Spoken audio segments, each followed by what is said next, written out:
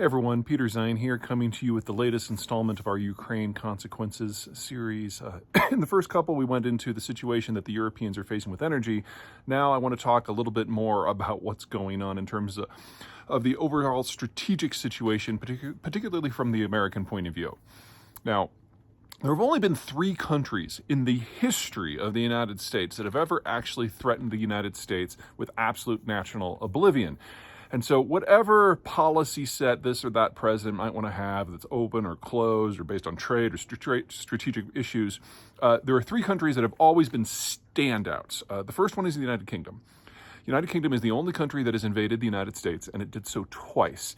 It's the only power we've ever faced from the Eastern Hemisphere that's actually ever had boots on the grounds within the continental United States. And so there has always been a special place in the American heart for our cultural parents. And decision after decision after decision that was made not just in the early decades, but throughout the 19th century and the first half of the 20th century was about how to handle Britain in a special way so that the Brits finally admit that the United States has grown up and is no longer a teenager. Nations can be very familial. And so that came to a head with World War II.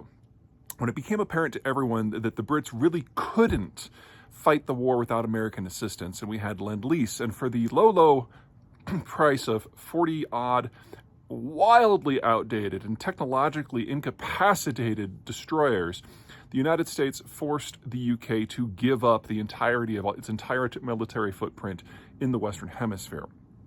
On top of that, once we got to the Bretton Woods talks at the end of the war to figure out what the post-war order was, we not only did not give the Brits any special dispensations, we actually charged them in terms of interest on their loans, even more than we charge all the other allies.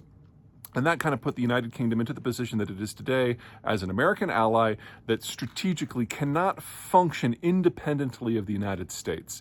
There was kind of one more little bit of underlining that happened with the Suez Crisis, where the United States actually threatened publicly that the Brits would have to pay up on all their World War II loans at once, which would have thrown them into a depression, and even offered publicly to ally with the Soviets briefly in order to drive British forces out of Suez. And that was really kind of the last hurrah for the empire as an independent entity.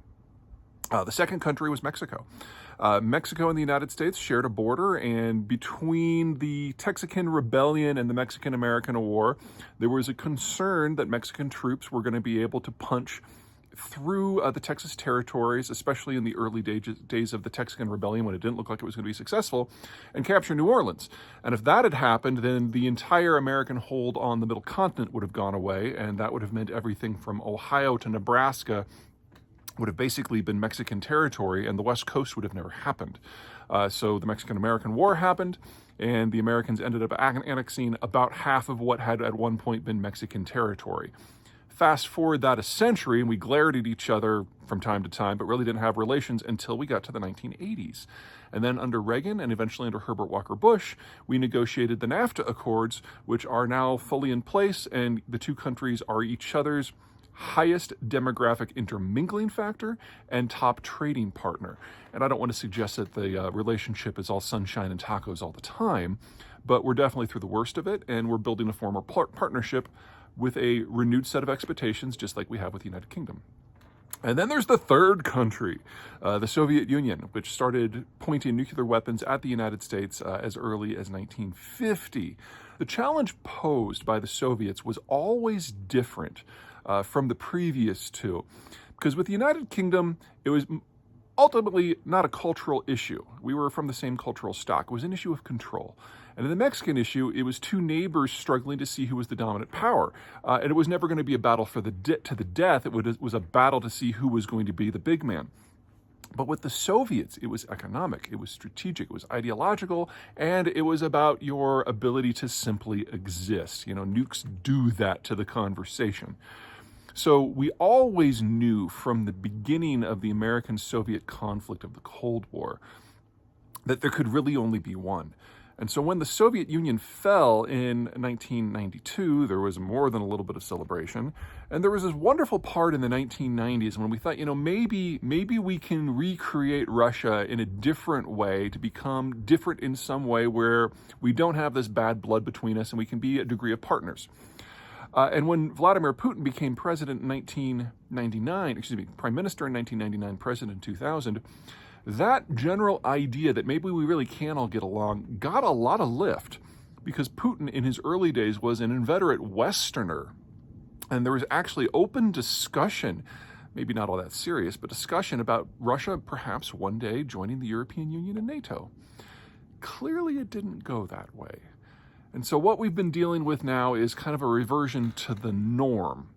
Because the Russian ethnicity is the only one that has ever actually threatened the United States with physical annihilation, it's difficult to see any way out of this where we agree to try to get along again, especially now that the Putin government has repeatedly brought up the nuclear threat time and time again. It's like the one way to get the Americans' attention, although I would argue from the American point of view, America's attention is not what you're after if you're trying to prosecute a war in your corner of the world and not invite American intervention. If anything, it brings us to the table in a very bad way from your point of view, and we've seen that time and time again.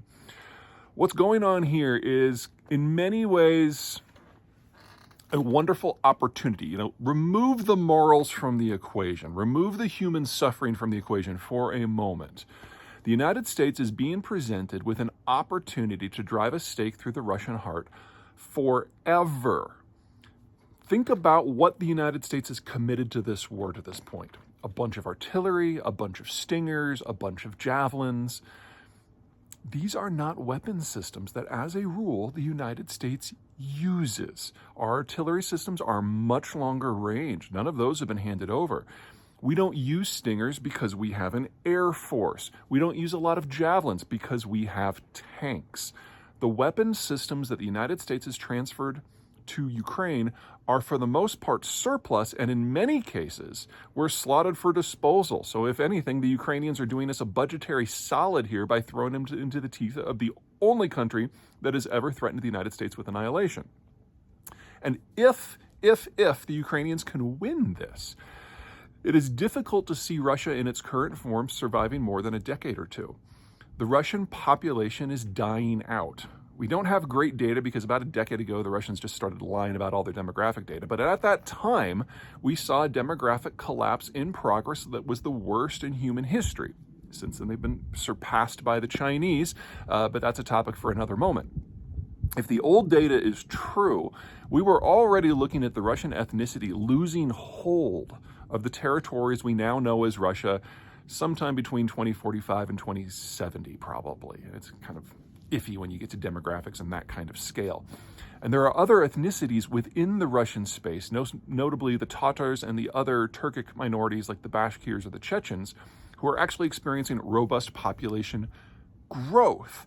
So people in the United States on the right sometimes like to talk about replacement theory. In the case of the Russian space, it's not quite replacement theory. It's just you have zones that are having explosive population growth and then zones that are having explosive population collapse. They don't overlap. They don't overmingle all that much.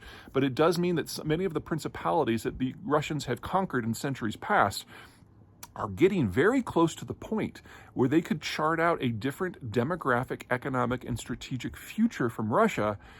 And they're on the wrong side of natural borders. So you could have a robust, independent Tatarstan right next to a dying Russian empire. And in that sort of environment, it is impossible for the center to hold. And all the United States has to do to make this work is help the Ukrainians out a little bit. Now, if anything, I am sugarcoating the situation for the Russians here. Because if you remember back to 1992, Ukraine used to be part of the Soviet Union. Same with Belarus, same with Latvia, same with Georgia, same with Kazakhstan.